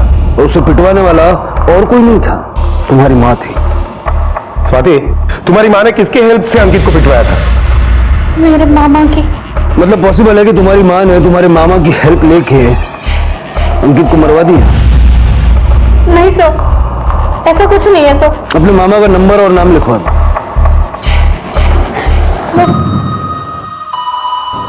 मामा का नाम है एसीपी प्रताप मौर्य। तुम्हारे मामा एसीपी हैं? कहां पर पोस्टेड है? खान। ये अंकित और तुम्हारा रिलेशन फिजिकल था? सर, अब ये कैसा सवाल कर रहा है? स्वाति, तुम अंकित की गर्लफ्रेंड थी, तो जाहिर है तुम्हें यह पता होगा कि अंकित सेक्स एडिक्ट था। वो सब मुझे नहीं पता, पर मैं जब भी उसे मिलती थी वो हमेशा कन्विंस करता था मुझे ये सब के लिए। लेकिन मैंने उसे साफ साफ कह दिया था शादी से पहले ये सब कुछ नहीं हो सकता। लेकिन जब मामा ने उसे मारा था तो 2 दिन के बाद मैं उसे मिलने गई थी। उसकी मॉम बाहर गई थी और ऐसा क्यों किया मेरे साथ उन लोगों ने? सिर्फ इसलिए कि मैं तेरे से प्यार करता हूँ, बस यही गलती है मेरी। नहीं, तुम्हारी कोई गलती नहीं है। अगर मैं मॉम की बात मान लेती ना और तुमसे दूर रहती तो ऐसा कुछ नहीं होता। अब मैं तुमसे कभी नहीं मिलूंगी। नहीं स्वाति, ऐसी बात मत कर। मैं तेरे बिना जी नहीं पाऊंगा, मर जाऊंगा मैं।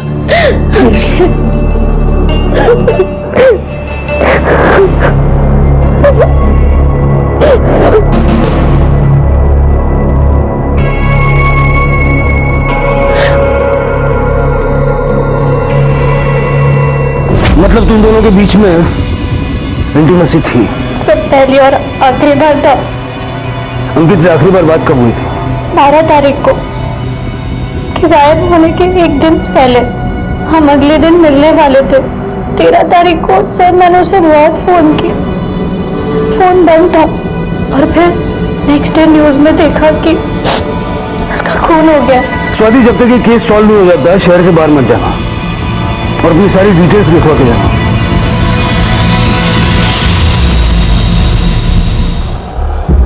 सर, ये गणेश सच बोल रहा है। जिस दिन अंकित का मर्डर हुआ उस दिन वो पूरे वक्त के लिए ऑफिस में ही था और हमने पूछताछ की तो ये पता चला है कि ना ही किसी पुलिस वाले के साथ उसकी जान पहचान है और ना ही किसी आर्मी वाले के साथ। और गणेश को जिन लड़कों ने पीटा उस दिन लोकल चैलेंज क्रिकेट मैच खेल रहे थे और इस बात का एक नहीं कई सारे गवाह हैं। सर, संतोष भी अपने भांजे के मुंडन में प्रतापगढ़ में था। सर, अगर इनमें से किसी ने नहीं मारा है तो आखिर मारा किसने? सर, स्वाति के घर का एड्रेस A24 निर्मला कॉलोनी लोखंड वाला है।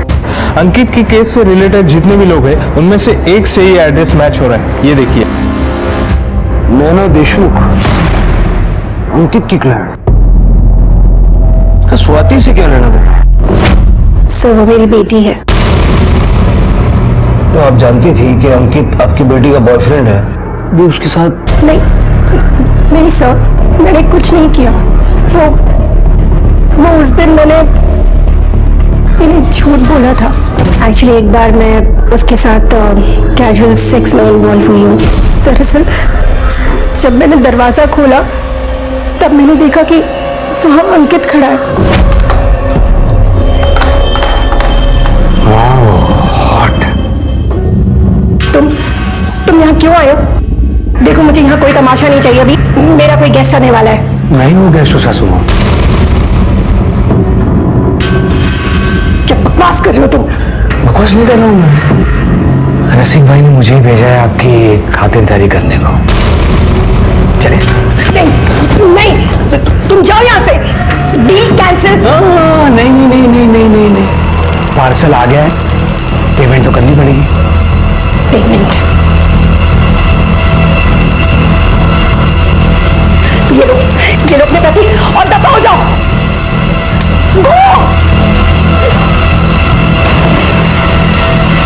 तो आपका मतलब है कि वो यहाँ सिर्फ एक बार आया था?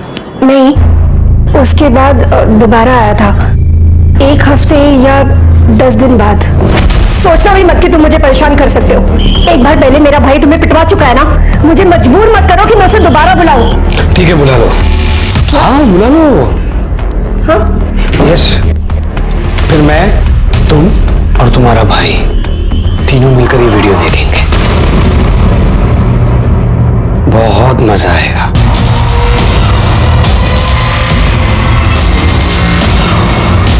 मुझे दो ये। प्लीज इस वीडियो को डिलीट कर दो, प्लीज। नहीं डिलीट कर सकता। तुम्हें क्या चाहिए? पैसे चाहिए ना? तुम्हें अभी सासू माँ, पैसे बहुत है मेरे पास। तुमको तो पता है कि मुझे क्या चाहिए। चलो, कपड़े उतारो। नहीं, ठीक है, तो ये वीडियो वायरल कर देता हूँ और क्या। नहीं, प्लीज नहीं, प्लीज उसे डिलीट, प्लीज। हो जाएगा वायरल एक बटन से। कपड़े उतारो ना।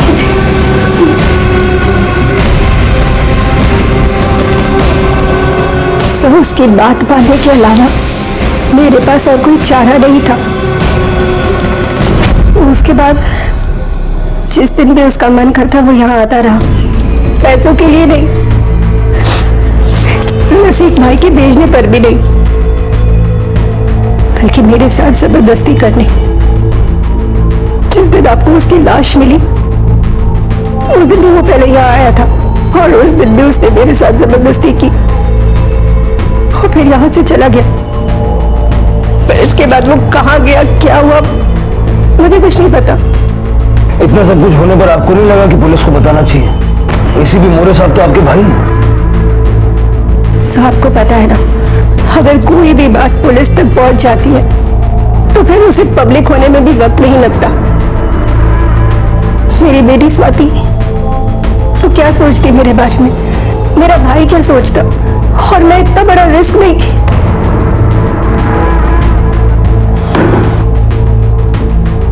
कांता, तुम जाओ पहले अंदर की सफाई कर लो, यहाँ बाद में करना।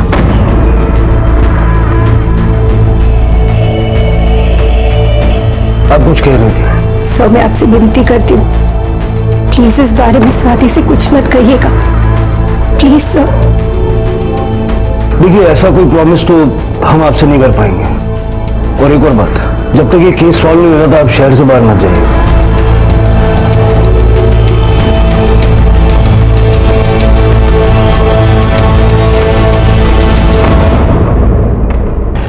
कार चलो एसीपी साहब के ऑफिस। सर ये केस तो बहुत टफ होते जा रहा है। पहले हाई प्रोफाइल औरतें थी और अब एसीपी साहब भी। खरा अब नाम आया है तो इन्वेस्टिगेट तो करना पड़ेगा। बात करता हूं उनसे, देखते हैं कैसे रिस्पॉन्ड करते हैं। थैंक यू सर, इतने शॉर्ट नोटिस पे आपने हमें मिलने के लिए वक्त दिया। एक्चुअली हम अंकित चौहान मर्डर केस का इन्वेस्टिगेशन कर रहे थे, तो हमें पता चला कि हाँ, मैंने उसको सबक सिखाया था ताकि वो मेरे भांजे से, स्वाति से दूर रहे। वो तो मैं जानता हूँ सर, मुझे ये जानना था कि उसके बाद कभी मांडवकर, मुझे पता है 13 तारीख को उसका मर्डर हुआ, बॉडी 14 को मिली। उस पूरे वीक में मैं हैदराबाद में ट्रेनिंग देने के लिए गया था, चाहे तो तुम चेक कर सकते हो। नहीं सर, उसकी कोई जरूरत नहीं। Thank you for your time.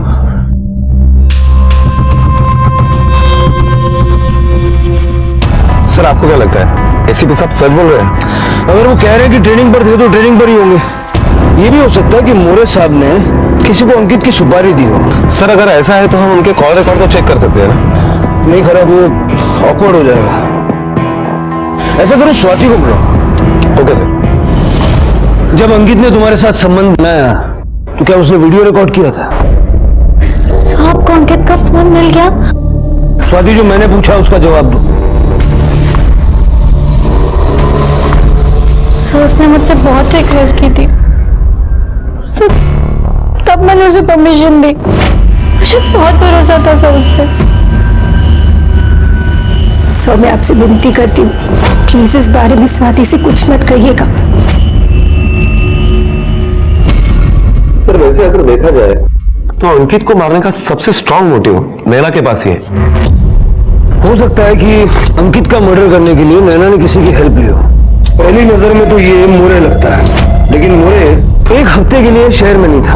अगर ये मोरे नहीं है तो कौन हो सकता है जिसका बैकग्राउंड पुलिस का, आर्मी का या सिक्योरिटी ऑफिसर का हो? पुलिस ने नैना से जुड़े सभी लोगों की कुंडली खंगाली और नजर में आया कांता का पति शिवा। चला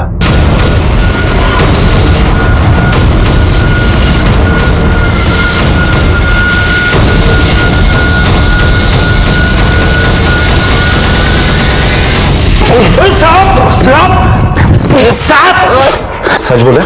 खरबल साहब मैंने कुछ किया ही नहीं तो क्या बोलूं साहब? कुछ नहीं किया। साहब मत मारो साहब मत मारो साहब। यही वक्त है सब कुछ सच बोल दे, बोलना लंबा जाएगा तू। मैडम ने मुझसे हेल्प मांगी थी। कौन मैडम? नैना मैडम।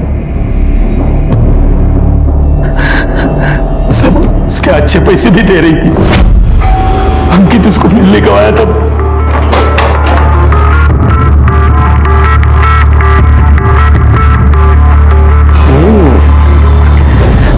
पास ही में एक क्लाइंट के पास आया था।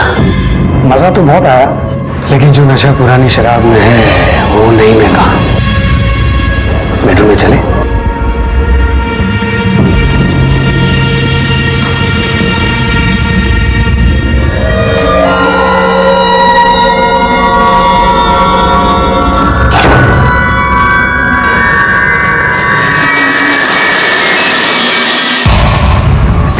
मेरा एक दोस्त बाहर गाँव गया था, उसकी खोली खाली थी। मैडम ने अंकित को मेरे साथ में उस खोली में छोड़ा और बोली कि वार्निंग देके उसे छोड़ने के पहले उसे तोड़ दे ताकि वो आगे से परेशान नहीं करे। मैं सिक्योरिटी डिपार्टमेंट में काम करता हूँ, मुझे पता है किसको किधर मारना है किधर नहीं मारना है, इसलिए सेफ मारा साहब उसे ताकि चोट नहीं दिखे। मुझे सब दारू के नशे में पता ही नहीं चला। सब मैंने देखा वो मर गया था, मैं वैसे डर गया, मैंने मैडम को फोन किया।